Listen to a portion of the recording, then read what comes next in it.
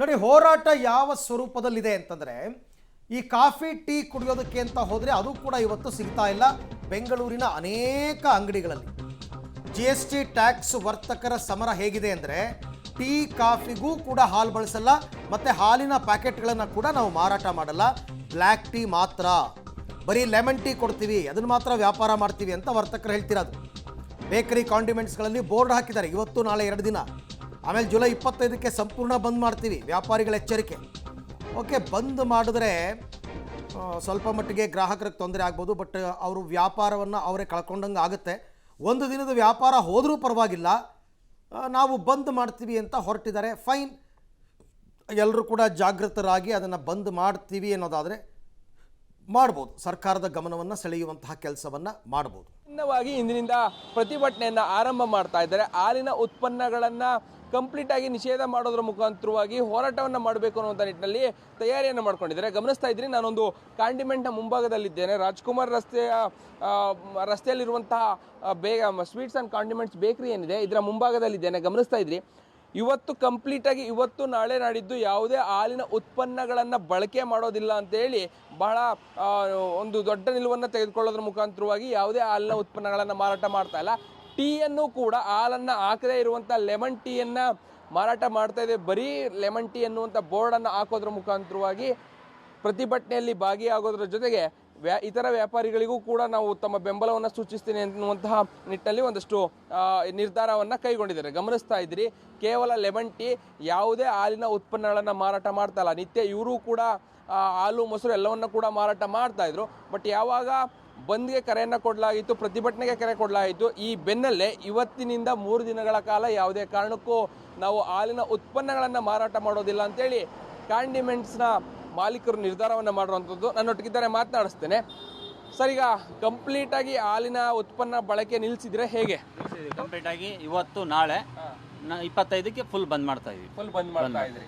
ಇವತ್ತೇನ್ sir, ಈಗ ಹಾಲಿನ tea ಕಾಫಿಗೂ ಹಾಲು ಯೂಸ್ ಮಾಡ್ತಾ ಇಲ್ವಾ? ಇಲ್ಲ, only lemon tea black tea ಅಷ್ಟೇ. ಇನ್ನು ರೆಗ್ಯುಲರ್ ಆಗಿ ನಿಮ್ಮಲ್ಲಿ ಇತ್ತಕತ್ತಾ ಇದ್ರ ಸರ್ ಹಾಲು ಮೊಸರು ಎಲ್ಲ ಸೇಲ್ ಮಾಡ್ತಾ ಇದ್ವಿ. ಇವತ್ತು ಯಾವ ತರಿಸಿಲ್ಲ. ಎಷ್ಟು ಹೋಗ್ತಾ ಇತ್ತು ಸರ್ ನಿಮ್ಮಲ್ಲಿ ಹಾಲು? ಒಂದು ಇಲ್ಲಿ ಕೂಲಿ ಕೆಲಸದವರು ಅವ್ರು ಇವರು ಬಂದ್ಬಿಟ್ಟು ಸ್ವಲ್ಪ ಒಂದು 1/4 ಲೀಟ್ರು 1/2 ಲೀಟ್ರು ಹಿಂಗೆ ಕೆಲವು ಮನೆಯವರು ತಗೊಂಡು ಹೋಗೋರು. ಇವತ್ತಿಲ್ಲ, ಇವತ್ತು ಬಂದ್ ಕೇಳ್ತಾ ಇದಾರೆ ಯಾಕೆ ಹಾಲು ಮೊಸರು ಸಿಗ್ತಾ ಇಲ್ಲ ಅಂತ? ಇಲ್ಲ, ಇದೆ, ಇವತ್ತಿಲ್ಲಮ್ಮ, ನಮ್ದು ಸ್ಟ್ರೈಕ್ ಇದೆ, ಅದಕ್ಕೋಸ್ಕರ ನಾವು ಹಾಕ್ತಾ ಇಲ್ಲ ಇವತ್ತು.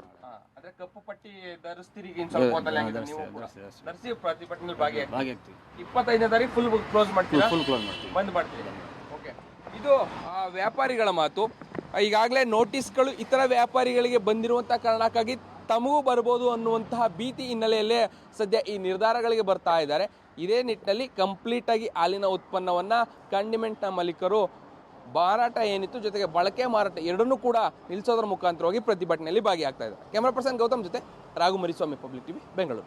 ಸಣ್ಣಪುಟ್ಟ ವ್ಯಾಪಾರಿಗಳಿಗೆ ವಾಣಿಜ್ಯ ತೆರಿಗೆ ಇಲಾಖೆ ನೋಟಿಸ್ ಕೊಟ್ಟಿರುವಂಥ ಹಿನ್ನೆಲೆಯಲ್ಲಿ ಇಂದಿನಿಂದ ಹಾಲಿನ ಉತ್ಪನ್ನಗಳ ಮಾರಾಟವನ್ನು ಕಂಪ್ಲೀಟಾಗಿ ನಿಲ್ಲಿಸೋದ್ರ ಮುಖಾಂತರವಾಗಿ ಪ್ರತಿಭಟನೆಗೆ ಈಗಾಗಲೇ ಕಾಂಡಿಮೆಂಟ್ಸ್ ಬೇಕರಿ ಜೊತೆಗೆ ಸಣ್ಣ ಪುಟ್ಟ ವ್ಯಾಪಾರಿಗಳು ಕರೆಯನ್ನು ಕೊಟ್ಟಿದ್ದಾರೆ. ಗಮನಿಸ್ತಾ ಇದ್ದೀರಿ, ನಾವೊಂದು ಕಾಂಡಿಮೆಂಟ್ಸ್ನ ಮುಂಭಾಗದಲ್ಲಿದ್ದೇನೆ. ಅವರು ಕೂಡ ಈ ಪ್ರತಿಭಟನೆಯಲ್ಲಿ ಭಾಗಿಯಾಗೋದ್ರ ಮುಖಾಂತರವಾಗಿ ಯಾವುದೇ ಕಾರಣಕ್ಕೂ 3 ದಿನಗಳ ಕಾಲ ನಾವು ಹಾಲಿನ ಉತ್ಪನ್ನಗಳನ್ನು ಬಳಕೆ ಮಾಡೋದಿಲ್ಲ ಅಂತ ಹೇಳ್ತಾ ಇದ್ದಾರೆ. ಸಾಮಾನ್ಯವಾಗಿ ಕಾಂಡಿಮೆಂಟ್ ಈ ಭಾಗಗಳಲ್ಲಿ ಟೀ ಕಾಫಿ ಹೆಚ್ಚಾಗಿ ಹೋಗ್ತಾ ಇತ್ತು, ಹಾಲನ್ನು ಬಳಕೆಯನ್ನು ಮಾಡಿಯೇ ಟೀ ಕಾಫಿಗಳನ್ನು ಮಾಡಬೇಕಿತ್ತು. ಬಟ್ ಆದರೆ ನಾವು ಯಾವುದೇ ಕಾರಣಕ್ಕೂ ಹಾಲನ್ನು ಬಳಕೆ ಮಾಡೋದಿಲ್ಲ, ಕೇವಲ ಲೆಮನ್ ಟೀ ಬ್ಲ್ಯಾಕ್ ಟೀ ಮಾತ್ರ ಮಾಡಿಕೊಡ್ತೇವೆ, ಹಾಲಿನಿಂದ ಬಳಕೆ ಮಾಡಿ ಮಾಡುವಂಥ ಯಾವುದೇ ಟೀ ಕಾಫಿಯನ್ನು ಮಾಡೋದಿಲ್ಲ ಅಂತೇಳಿ ಬೋರ್ಡನ್ನು ಕೂಡ ಹಾಕಿದರೆ ಅನೇಕ ಕಾಂಡಿಮೆಂಟ್ಸು ಅಥವಾ ಬೇಕರಿಗಳಲ್ಲಿ ಈ ರೀತಿಯಾದಂಥ ಬೋರ್ಡ್ಗಳು ಕಾಣ್ತಾ ಇದೆ. ಕಾರಣ ಇವತ್ತಿನಿಂದ 3 ದಿನಗಳ ಕಾಲ 2 ದಿನ ಕಂಪ್ಲೀಟ್ ಹಾಲಿನ ಉತ್ಪನ್ನಗಳನ್ನು ನಿಲ್ಲಿಸಿ ಪ್ರತಿಭಟನೆ ಮಾಡಿದ್ರೆ 3ನೇ ದಿನ ಅಂದರೆ 25ನೇ ತಾರೀಕು ಕಂಪ್ಲೀಟಾಗಿ ಅಂಗಡಿಗಳನ್ನು ಕ್ಲೋಸ್ ಮಾಡಿ ಬಂದನ್ನು ಮಾಡಲಿಕ್ಕೆ ಎಲ್ಲ ರೀತಿಯಾದಂಥ ತಯಾರಿಗಳಾಗಿದೆ. ಸಾಕಷ್ಟು ಸಂಖ್ಯೆಯ ಕಾಂಡಿಮೆಂಟ್ಸ್ ಬೇಕರಿ ಜೊತೆಗೆ ಇನ್ನಿತರ ವ್ಯಾಪಾರಿಗಳಿಗೆ ಒಂದಷ್ಟು ನೋಟಿಸ್ಗಳನ್ನು ಕೊಟ್ಟು ವಾಣಿಜ್ಯ ತೆರಿಗೆ ಇಲಾಖೆ GST ಹಣವನ್ನು ಪಾವತಿ ಮಾಡಿ ಅಂತ ಹೇಳಿತ್ತು. ಸೊ ಇದು ಒಂದು ರೀತಿ ಆತಂಕ ಜೊತೆಗೆ ಗೊಂದಲವನ್ನು ಕೂಡ ವ್ಯಾಪಾರಿಗಳಲ್ಲಿ ಸೃಷ್ಟಿ ಮಾಡಿತ್ತು. ಸೊ ಆ ಕಾರಣಕ್ಕಾಗಿ ಈ ರೀತಿಯಾದಂತಹ ಪ್ರತಿಭಟನೆ ಬಂದ್ಗೆ ಕೂಡ ಕರೆಯನ್ನು ಮಾಡಲಾಗಿತ್ತು. ಅದರಂತೆ ಈಗ ಈ ಪ್ರತಿಭಟನೆಯಲ್ಲಿ ವ್ಯಾಪಾರಿಗಳು ಭಾಗಿಯಾಗ್ತಾ ಇದ್ದಾರೆ. ವ್ಯಾಪಾರಿ ನನ್ನೊಟ್ಟಿಗಿದ್ದಾರೆ, ಮಾತನಾಡಿಸ್ತೇನೆ. ಸರ್, ಕಂಪ್ಲೀಟಾಗಿ ಹಾಲಿನ ಉತ್ಪನ್ನ ಎಲ್ಲ ನಾವು ಸ್ಟಾಪ್ ಮಾಡಿದರೆ ಹೇಗೆ? ಕಂಪ್ಲೀಟ್ ಸ್ಟಾಪ್ ಮಾಡಿದ್ದೀವಿ. 23, 24, 25 3 ದಿನ ಲೆಮನ್ ಟೀ ಬ್ಲ್ಯಾಕ್ ಟೀ ಅಷ್ಟೇ. ನೀವು ಅದನ್ನ ಬಿಟ್ಟು ರೆಗ್ಯುಲರ್ ಆಗಿ ಹಾಲು ಮೊಸರೆಲ್ಲ ಮಾರಾಟ ಆಗ್ತಾ ಇತ್ತು ಅಲ್ಲಿ? ಆಗ್ತಿತ್ತು. ಓಕೆ, ಇವಾಗ ಅದನ್ನು ಮಾರ್ತಾ ಇಲ್ಲ, 3 ದಿನ ಮಾರಲ್ಲ? 3 ದಿನ ಇಲ್ಲ. ಬಂದವ್ರು ಕೇಳ್ತಾರ ಹಾಲು ಯಾಕೆ ಸಿಗ್ತಲ್ಲ, ಮೊಸರು ಯಾಕೆ ಸಿಗ್ತಲ್ಲ ಅಂತ? ಹೇಳ್ತಾ ಇದ್ದೀವಿ ಬಂದವರಿಗೆಲ್ಲ, ಹೀಗಿದೆ ನೋಟಿಸ್ ಎಲ್ಲ ಬರ್ತಾ ಇದೆ, ಪ್ರಾಬ್ಲಮ್ ಆಗ್ತಾ ಇದೆ, ಅದ್ರ ಸಲುವಾಗಿ 3 ದಿನ ನಮಗೂ ಎಲ್ಲ ಕಡೆಯಿಂದನೂ ಕೊಟ್ಟಿದ್ದಾರೆ, ಬಂದ್ ಮಾಡ್ಬೇಕು ನೀವು ಅಂತ ಹೇಳಿ, ಅದ್ರ ಸಲುವಾಗಿ ನಾವು ಮಾಡ್ತಾ ಇದ್ದೀವಿ. ನಿಮ್ಗೇನಾದ್ರೂ ನೋಟಿಸ್ ಬಂದಿತ್ತು? ನೋಟಿಸ್ ಬಂದಿಲ್ಲ, ತೆರಿಗೆ ಇಲಾಖೆ ನೋಟಿಸ್ ಇನ್ನೂ ಬಂದಿಲ್ಲ, ಬಟ್ ಬರ್ಬೋದೇನೋ ಅಂತ ಹೇಳಿ ನಿಮಗೂ ಭಯ ಇದೆ? ಭಯ ಇದೆ. ಅದೇ ಕಾರಣ ನೀವು ಕೂಡ ಇವತ್ತು ಪ್ರತಿಭಟನೆ ಭಾಗಿಯಾಗ್ತಾ ಇದ್ದೀರಿ. ಅಂದ್ರೆ 25ನೇ ತಾರೀಕು ಕಂಪ್ಲೀಟ್ ಬಂದು 25ಗೆ ಓಪನ್ ಇಲ್ಲ.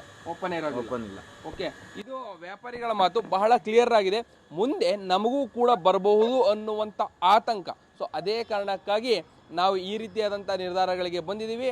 Only lemon tea, black tea 3 ದಿನಗಳ ಕಾಲ ಹಾಲಿನ ಉತ್ಪನ್ನ ಬಳಕೆ ಇಲ್ಲ ಅನ್ನುವಂಥ ಸ್ಪಷ್ಟ ನಿಲುವಿಗೆ ವ್ಯಾಪಾರಿಗಳು ಬಂದಂತ ಕಾಣ್ತಾ ಇದೆ.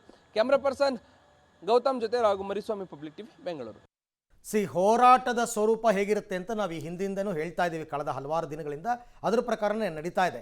ಬಟ್ ಮುಖ್ಯವಾಗಿ ಇವತ್ತು CM ಕರೆದಿರೋ ಸಭೆ ಇದೆ. ಮೊನ್ನೆ ಮುಖ್ಯಮಂತ್ರಿಗಳು ಒಂದು ಮಾತು ಹೇಳಿದರು, ಏನಂದರೆ ಈಗ ಹಾಕಿರೋ ಟ್ಯಾಕ್ಸ್ನಲ್ಲಿ ಒಂದು ವೇಳೆ ಸ್ಟೇಟ್ GST ಇದ್ದರೆ ಅದನ್ನು ವೇವ್ ಆಫ್ ಮಾಡೋದಕ್ಕೆ ನಾವು ಕ್ರಮ ತಗೋತೀವಿ ಅಂತ. ಆ ನಿರ್ಧಾರ ಏನಾದರೂ ಇವತ್ತು ರಾಜ್ಯ ಸರ್ಕಾರ ಸಭೆಯಲ್ಲಿ ತಗೊಳುತ್ತಾ? ಆಮೇಲೆ ಸರ್ಕಾರ ಆಕ್ಚುಲಿ ಮೂಲಭೂತ ಸೌಕರ್ಯದ ಅಂಡರಲ್ಲಿ ಹಾಲ್ ಬರುತ್ತೆ, ನೀವು ಇವಾಗ ಅದು ಸಿಗ್ತಾನೆ ಇಲ್ಲ ಅಂದಮೇಲೆ ನೀವು ಕೊಟ್ಟು ಮಾತನ್ನು ತಪ್ಪದಂಗೆ ಆಗುತ್ತೆ. ಸೊ ಹಾಗಾಗಿ ಅದಕ್ಕೇನಾದ್ರು ಕ್ರಮ ತಗೋತಾರ ಇವತ್ತು ಮುಖ್ಯಮಂತ್ರಿಗಳು ಅನ್ನೋದು ತುಂಬ ಇಂಪಾರ್ಟೆಂಟ್. ನೋಡೋಣ ಏನಾಗುತ್ತೆ ಅಂತ.